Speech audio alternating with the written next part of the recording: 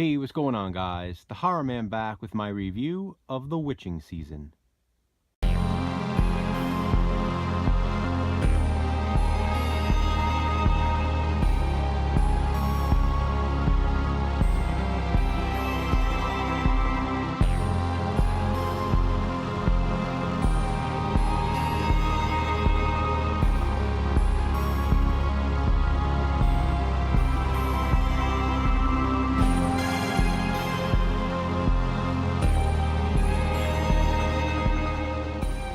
The Witching Season is a compilation of 5 short films all revolving around Halloween, and let me tell you, they're amazing.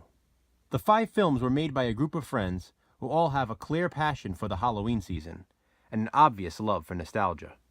While there is no wraparound story to connect the 5 films like your typical horror anthology, the 5 shorts do actually connect.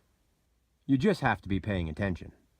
The short films themselves vary in runtime, with the shortest running just under 10 minutes, and the longest running for approximately half an hour.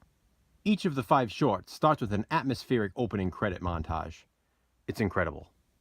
The Witching Season started out as somewhat of a web series, with each of the films being released individually. The 5 films have been compiled together for the first time on this Blu-ray from Witching Season Films.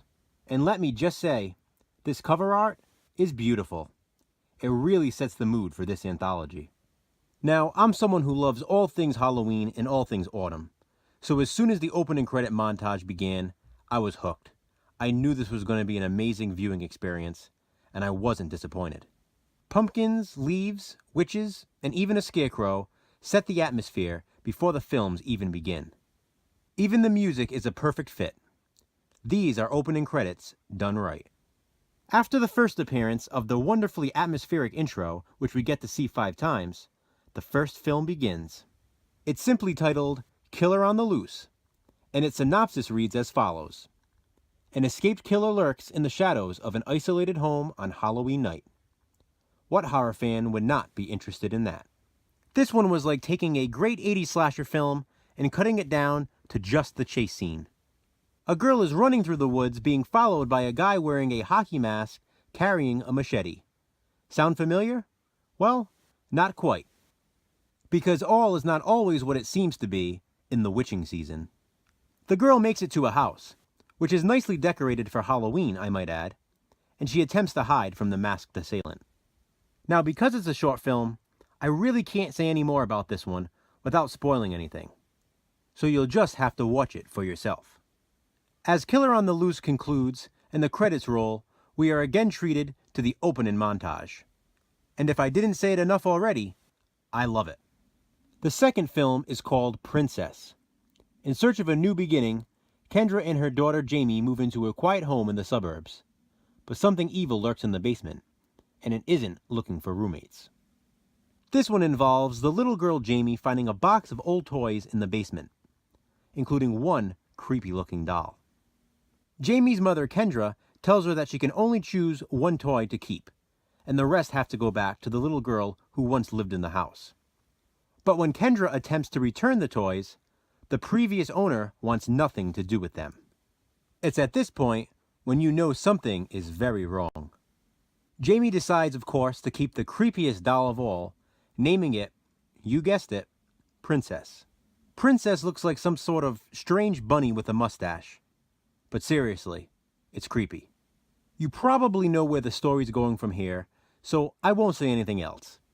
If you enjoy the Child's Play films, then you'll love Princess. It may not be exactly what you're expecting, though, because there's a nice little twist.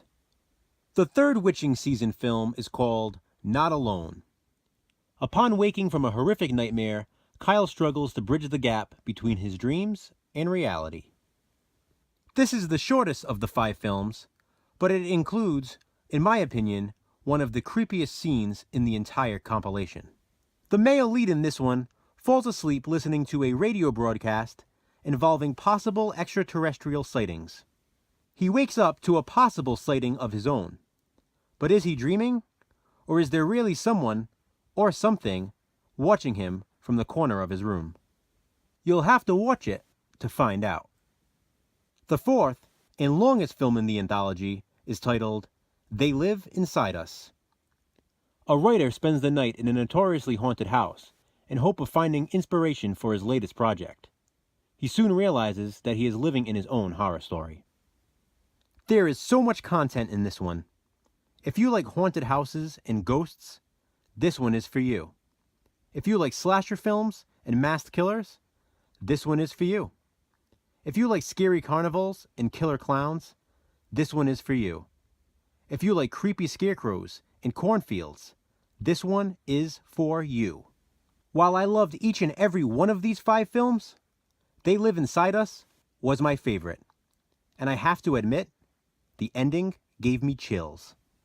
The awesome filmmakers at Witching Season Films are actually working on a feature-length version of They Live Inside Us right now, and I can't wait to check it out. The 5th and final film is titled, Is That You? Confined to her bedroom on Halloween night, Whitney notices an eerie figure lurking outside her home. Stuck at home with a leg injury, Whitney has no plans for Halloween night other than staying home to watch horror movies with her mother. Meanwhile, her best friend is out with her own boyfriend and plans on visiting Whitney later on. The problem is, someone, or something else, is also paying Whitney a visit. Again, since it's a short film, I can't say anything more without spoiling the ending, so I'll leave you with that. Overall, after just a single viewing, I can already say that The Witching Season is one of my new favorite Halloween anthology films. It's top-notch nostalgic horror. This movie is awesome. It has amazing stories, very good acting, great music, and the perfect Halloween atmosphere. I also feel that an appropriate amount of time was given to each of the films. I find that in some anthologies, some segments are longer than they need to be, while others are too short.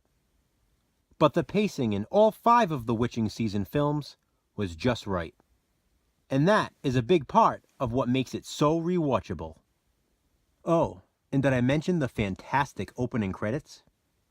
Well, they're worth mentioning again because they're that good. So that's it, guys, for my review of The Witching Season. I highly recommend this compilation from Witching Season Films. Absolutely incredible, and this will definitely be an annual Halloween season watch for me. Comment below, let me know what you think. Let me know if you've seen the films and which one is your favorite. Thanks for watching, guys. I appreciate it.